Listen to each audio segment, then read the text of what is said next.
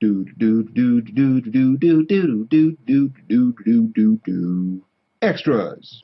I don't know when I decided to do a musical number in this episode. It was many months ago, because I'm always planning ahead farther in my head than is actually productive. The thing is, the spring spirit, Oluwana, never got any screen time in the game. As you can tell from the player reactions in the video, when Draven got sprayed with the first waters, nobody had any idea how it was going down, other than, hopefully he gets immortality? But at some point, I decided it was such an impactful thing that it deserved a little more emphasis. And also, poor Oluwana only really interacts with anyone once a century. Hopefully she has a much richer life in the Astral Sea, but we aren't privy to that. Anyway, I think sometime last year, I rewatched Aladdin to compare to the Cinnamon Sins video of the remake. I sure as hell wasn't going to watch the remake. And after watching the good one, well, you can see where that went. So I just started scribbling a parody version of the lyrics to Friend Like Me, as though the Liquidator from Darkwing Duck were selling you immortality, including most of the game stats one way or another, and 90% of the main section wrote itself in minutes. I didn't worry about following the bass song exactly, because I ain't Weird Al, and I couldn't use the real music anyway, but with a little tweaking and refining, I started really liking the idea. I wrote the back end, the extended version, a while later, though the whole thing was in limbo for a few months as I tried to sort out the music. The way I build music, by combining and modifying license-free loops in Sony Acid Music Studio, I really don't have good control over instrumentation to create exact tunes that I need. But I thought that would be no problem here. If you listen to the karaoke or other instrumental version of Friend Like Me, it's really just bass and some accents. The voice carries the whole tune. And yet I had a really hard time finding similar accents, or a beat that fit decently. I messed around, like I said, a little bit at a time over a period of months, and never came up with any satisfying results. That's why the final version ended up with what it has, an extremely understated bass line and a few cymbal crashes. Without decent music to guide it, it definitely took ORESTRIA a lot of work to get the tune I wanted. Sorry sis, but you're not great at following my vocal lead, though in her defense, my voice is far from musically trained, and there were some parts of the song where even I wasn't sure exactly how to voice it best, so it was genuinely hard to communicate which parts I wanted exactly like I did it, and which parts could be more improvised. Plus, she does have a much more trained singing voice, so she was somewhat averse to the more sing-talking sections, and while there were some parts I told her to go all out, like the word immortality, there were other parts where she wanted to do more than I wanted. Also, it's time for you to meet your destiny. I think that's power and not doom. Singing lessons never taught me how to doom, okay? As for the video part, I had a lot of work to do, from designing Oluwana's look, which I honestly did really last minute in a pretty short span of time, then animating some of my relatively ambitious visual ideas, then filling other spots where I didn't have a clear idea what to do, all while the song moves way faster than anything I've ever animated, making the smooth flow from scene to scene tricky.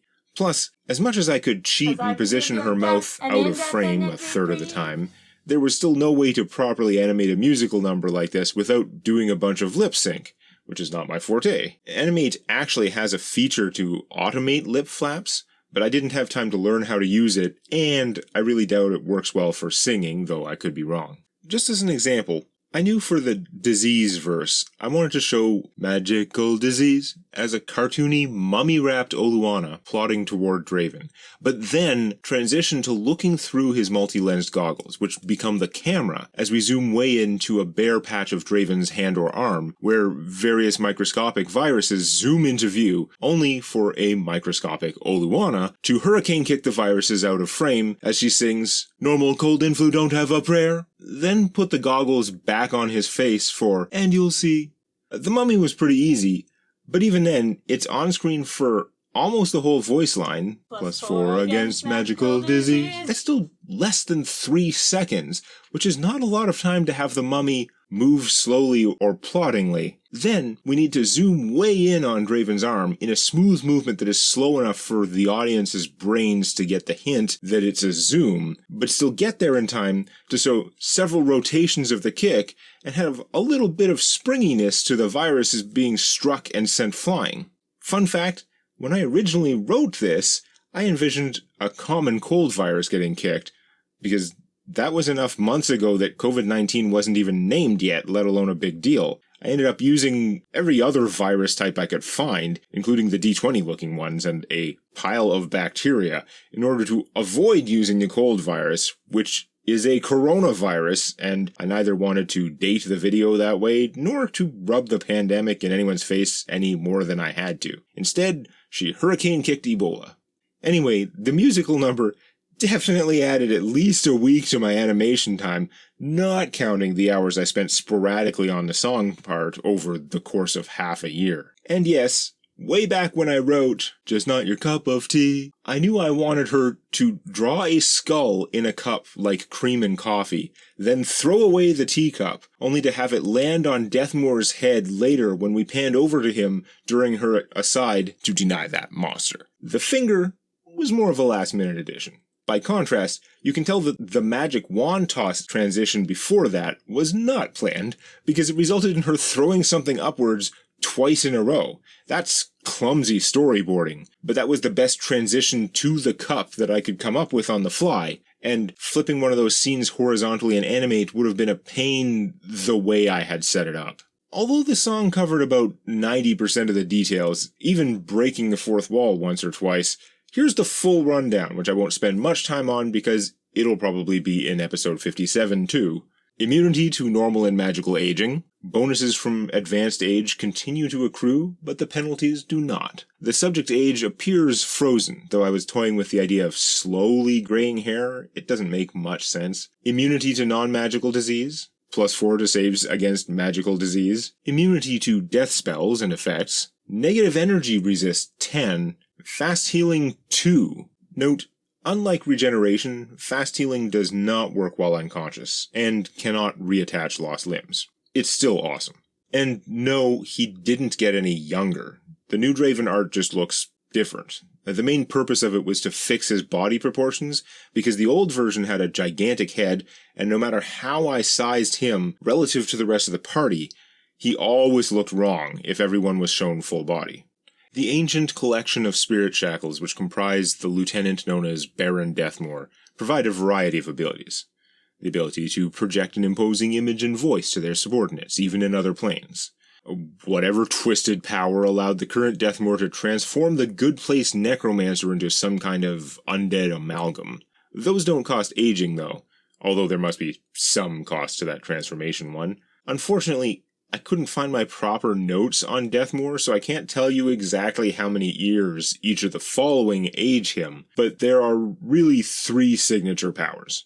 Cone of Cremation!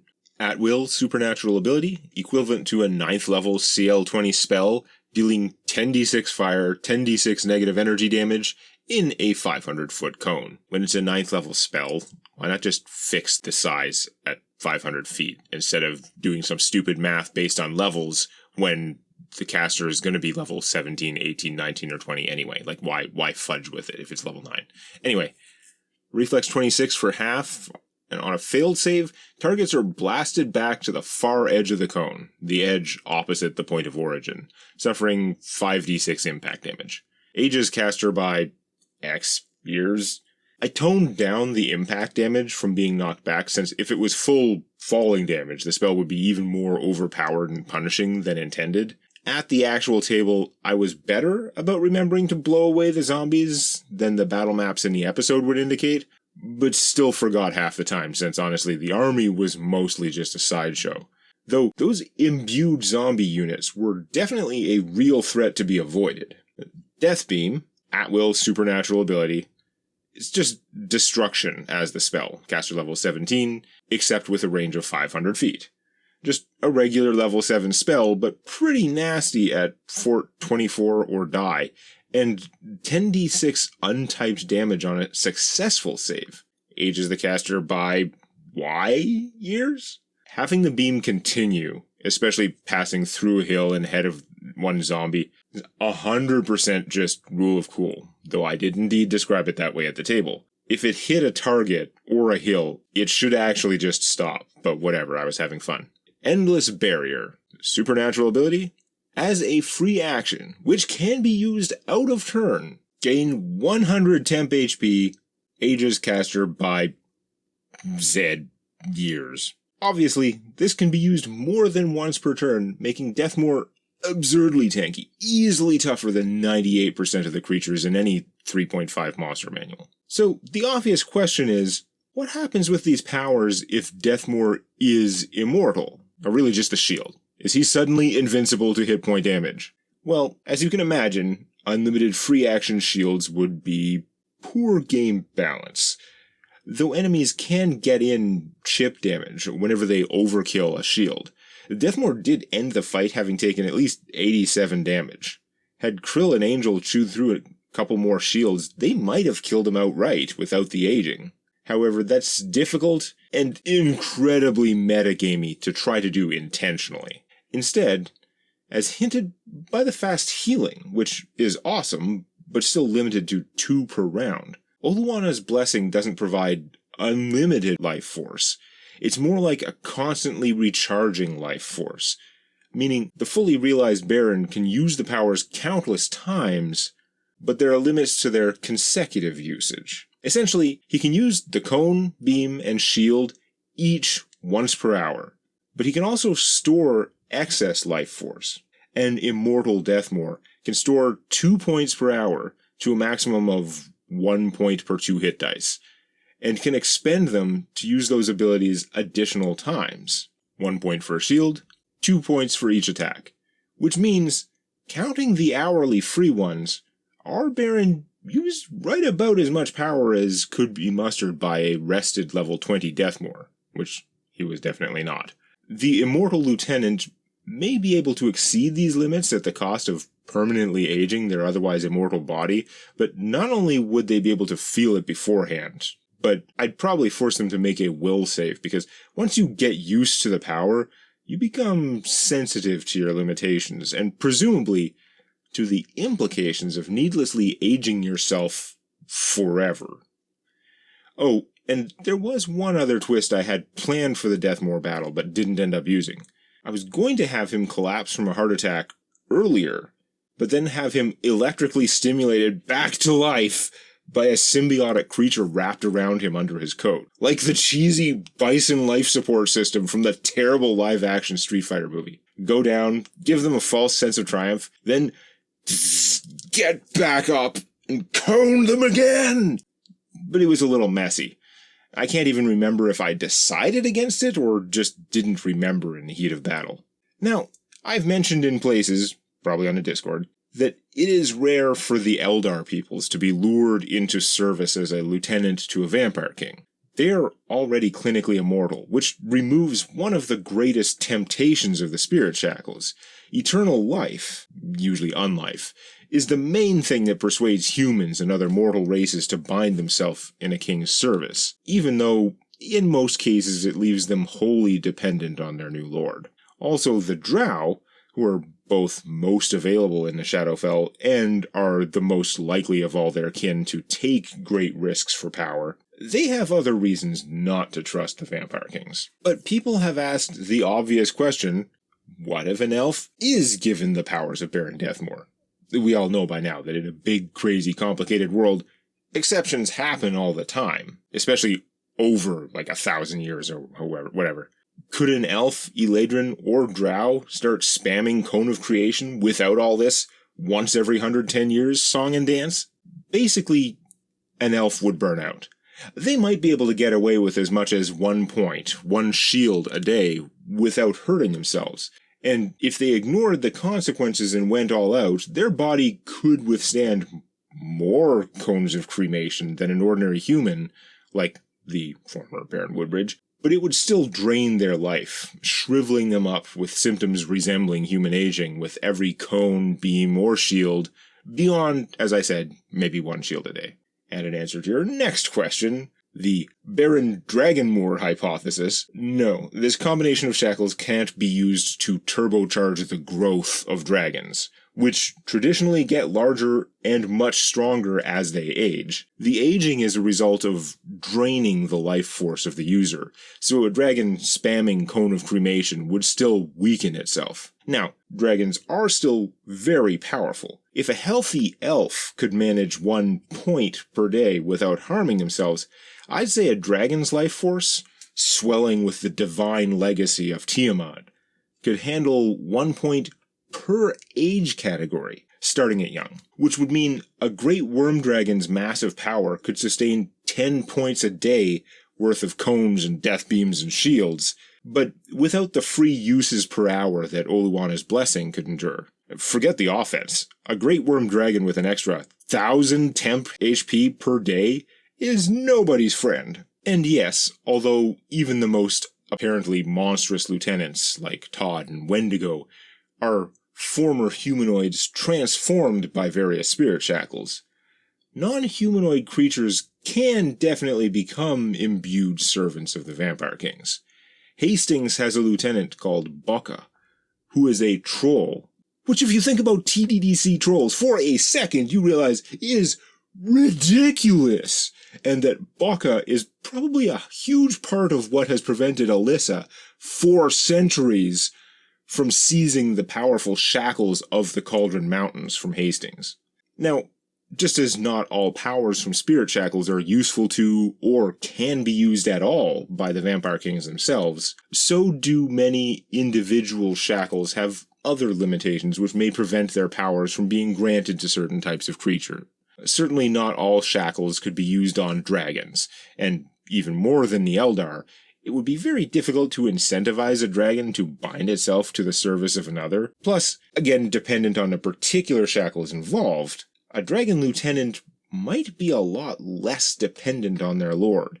They may not necessarily be so easy to control. It's such a hornet's nest that of the many lieutenants of the 5 kings through the ages, only one has been a dragon over the long term. Side note, I have mentioned that the Elven King and Queen, and any other surviving first Eldar, have some mild signs of age, like a little gray in the hair, faint crow's feet left by their most habitual facial expressions. But don't take this to indicate that elves do have a maximum lifespan, which just happens to be in the 4 figures or something. I don't see these slight long-term changes as slowly aging, in the sense of the body breaking down over time, but rather more like a geologic process, like a mountain being shaped by the elements over thousands of years.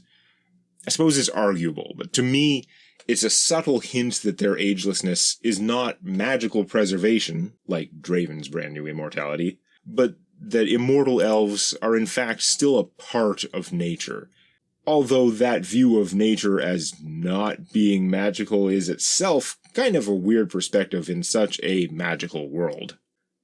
The how did they travel problem, caused by my lack of notes and recording of the previous session, including at the beginning of this battle, persisted in causing issues with reconstructing the battle here. Fortunately, this recording did cover the majority of this battle in detail, including a pretty comprehensive recap of the start of the battle because weeks had passed in between. But because Past Me wasn't smart enough to take a bunch of pictures of battles in progress, there was still plenty to figure out.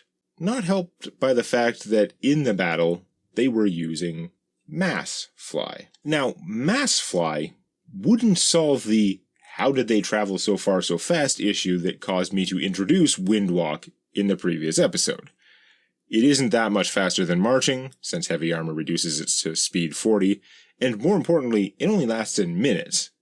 And honestly, in the 3/4 of the battle I had recorded, they did basically nothing with the Mass Fly that they couldn't have done anyway with their hasted speed. So ignoring that had literally no noticeable impact on the fight. That was the good news. The problem was, if they didn't get here with Windwalk, or if the players and I all completely forgot they had it between sessions because weeks passed in between, how do I reconcile the TDDC version, where they did have Windwalk, when it came time to run away? See, Windwalk lasted so long they should still have it, and as previously shown, it lets you turn it on and off at will, though because it takes 5 rounds to do so, it's reasonably balanced to not be a perfect ambush and escape power. Still, combined with 1 or 2 dimension doors to get them far enough away, which they totally did do, they should still have been able to pretty safely spend 5 rounds turning into wind, then escape with ease. Much more easily than what actually happens. I toyed with giving Deathmoor some ability in the video to dispel one or more of the PCs, but honestly, his powers were ridiculous enough, and I had everyone's actions every round pretty well accounted for once the battle got properly underway. A bunch of actions, especially at the bottom of the army, got cut out of the script because they weren't relevant to the narrative. But what the Baron did every round was definitely relevant, and I didn't really want to mess with that. Since you've watched the video, you know the best idea I had was to have Oluwana's reconstruction wipe Draven's buffs. This fit intuitively. I mean, his whole body was basically reconstructed using his soul as scaffolding, and I just had to settle for leaving Draven behind as the flimsy-feeling reason that they don't just windwalk first thing next episode. Because that's what I do here in Extras. Pull back the curtain and ruin the magic. Here's a stupid little change.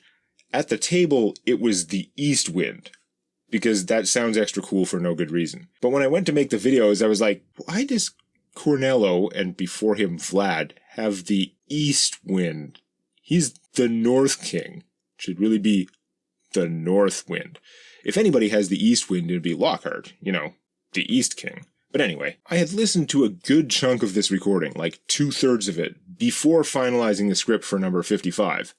So I was super annoyed when I came back to it, and almost immediately they mentioned the wind shackle, and I realized I had left it out from their last discussion with the Rajas, as you saw in this episode's Not Previously.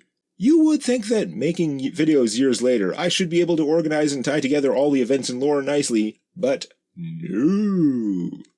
So, despite trying and failing again to get the party to expend their favor, the Rajas did indeed decide to disrupt the Northwind Shackle anyway, which suggests that they still consider the party valuable enough to spend resources keeping them from dying. Though that raises more questions than it answers, like how were they able to arrange that particular shackle's failure on such a short time frame, less than a day?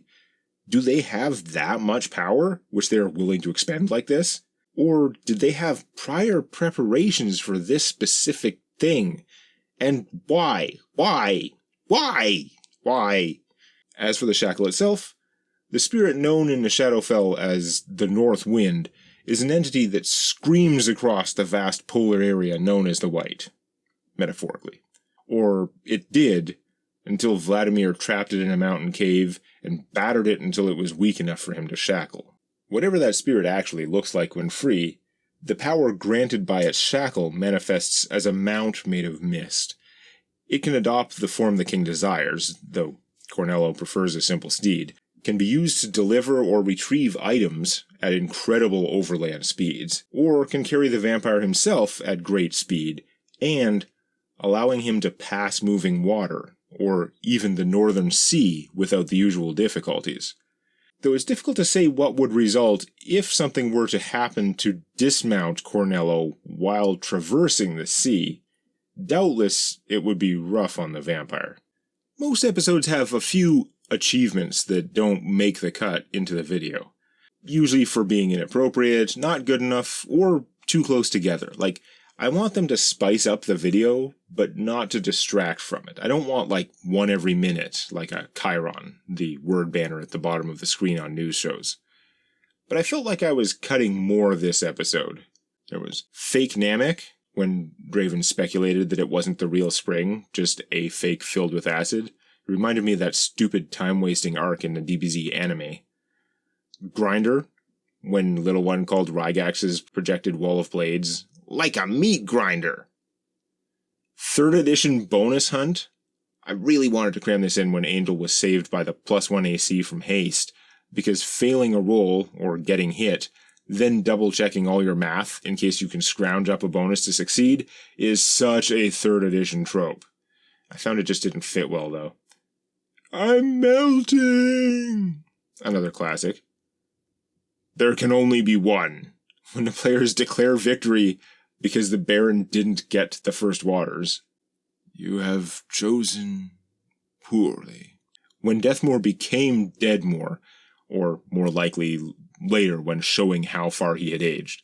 Honestly, when I thought of this, I forgot to include it in my script, otherwise I'm sure I would have fit it in. Okay, so I don't know if it's cooler to reveal this or not, but whatever, it's extras, right? I've mentioned before that when you guys ask me questions, either I have the answer, which I may or may not be able to tell you, or I don't have the answer.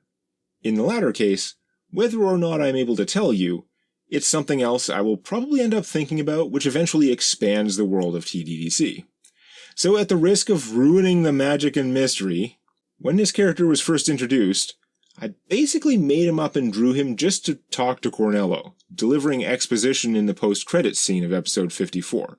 I wanted to add a bad guy vision segment to help introduce the Vampire King so he would feel less out of nowhere when he appeared in 56, and to convey some other background information. On a whim, I gave this character, whose file name is just Cornello Minion, an over-the-top Napoleonic French-inspired uniform just because it looked distinctive, and I had previously decided that French is the Frost Giant accent. Then the episode comes out and people start asking, who is that character, etc. And I look around and come up with a name calling him Vojvoda, based on an archaic Eastern European Slavic sort of term for a duke, warlord, military leader. That makes sense to me because the now-deceased King Vladimir is transparently Dracula-based, and Cornello's lieutenants would mostly, if not all, be new incarnations using the same power sets that his predecessor had created and named over the centuries. Cornello was only able to pick up the reins and re-establish his kingdom so quickly because of what Vlad had shown him. He hasn't had that much time, in vampire terms, to really mix things up. And he's been doing everything he could to reclaim and consolidate all that Vladimir once had. Now, there are also people theorizing on the Discord about what powers this shadowy military dude has. Because it's a commandery uniform, one common guess is some kind of troop command ability. And here's where it got interesting to me. I knew ahead of time that in 56, Cornello's approach would be foreshadowed by the vague but clearly noticeable increase in the coordination and aggressiveness of the, mostly crap, undead army. That was already a power provided by Cornello's shackles, and I realized it actually fit better to offload it to a lieutenant. Plus, having already introduced Vojvoda, if only for a minute, I now had the powerful visual metaphor to show the undead's eyes changing blue, which viewers might associate with Vojvoda's own blue eyes and uniform. Unfortunately, this spoils that Vojvoda is not directly involved in fighting the party later on, since they're a creation of the video series with unknowing viewer input. But it fits so well, especially since I had telegraphed some kind of super speed power, making it plausible that the shadowy figure could arrive at the battle soon after Cornello did, especially if Vojvoda was already on the way. So, sorry if this breaks the illusions, I don't know. My supporters on Patreon get extras videos about a week early, so I can answer a bunch of their questions in the final videos here, using completely arbitrary voices, like these. Joe Richter asked, how long did that fight take? How did you manage all those hordes of zombies? I mostly didn't. I mean, it started the previous session, and then most of the contents of the episode were about 3 hours, though filled with lots of slow turns, indecision, and off-topic stuff. As I said, though, the army was largely a sideshow. I only had to manage that stuff in very general terms, except where a unit was actually in range of Little One or Black. And until Vojvoda's, or without the retcon Cornello's, direct control kicked in, the army was not even coming to save Deathmoor in any functional way. Splatting the Necro on the other side didn't help them. Of course, when Little One got near the edge of the imbued zombie unit, then I had to decide how many were in range, and he had to make sure he didn't get swarmed, because 100 very efficient, challenge rating 8 or 9 creatures is actually pretty dangerous, even to our overpowered heroes. Thompson235 asked, with the undead army becoming more organized and forming their ranks, did you have any plans for them to become more organized, or to change their combat abilities? Or was that all just for effect? It was more about leadership. They were pretty useless before. Undirected zombies, once the necromancer died and with Deathmoor too busy to order them around. Zombies are pretty dumb anyway. But with active coordination, the tank zombies could use their strength intelligently, trying desperately to save Deathmoor, improvising a ranged attack against Mora, etc. And the imbued zombies could surround and overwhelm easily. It's just that most of the forces didn't position themselves well in the early turns of the battle before anyone took command. William Bailey asked, "Oi, what did the Fortitude say for the Springs Waters do?" Whoops, I thought I had answered that, but it was only in a YouTube comment. I showed that because it felt important to everyone at the time, especially since he got a natural 20. It was really just a save to see how long he would be unconscious for. If he'd failed, Draven would have been out for the whole battle. Hyde Lawless asked, "Do you often take ideas from comments and Discord and make changes like this in the episodes?" As I've said, questions from all of you frequently result in adding things to the setting. However, it's usually more in connections and histories. So there's definitely stuff in the extras videos which was inspired or enhanced based on my being forced to think about your questions. This is probably the first time he's made any significant change that is reflected in the main videos, though. And as I mentioned, it still didn't change what happened to the players or what they did in any way. But I mean, it did cause me to rewrite some visible cause and effect to include the new character, who was previously just a visual design. Aurelius asked, "Given your admittedly brief forays into not quite what happened at the table, do you think you'll add more to the story? Side quests or fights that didn't happen? Like against this Vojvoda?" Unless I'm reconstructing things, where I genuinely don't know the exact details of the events, I try not to change what actually happened and what the players said or did, beyond rearranging messy, disordered conversations, some of which may have taken place interspersed throughout a battle or an entire session, into something that flows and makes sense. This happens a lot with speculation and future plans, where people keep suggesting things when they think of them, even hours later. Redistributing a line here and there in a way that is in character. When one person or another is being especially quiet, to make it a little more even. Some players do just talk more at the table, and I don't want that to make them outshine the others. Occasionally giving some exposition to the PCs who would know about it, because it feels more organic and interesting. Cutting stuff that isn't that important or doesn't come up again in a relevant way, especially discussions. Other than that, I try to only add stuff that better connects parts of the story that did happen, and try to integrate lore and plot elements which I may not have conveyed as well at the table. I can't imagine adding entire fights, side quests, etc. that didn't happen though. I still see TDDC as telling the story of what did happen.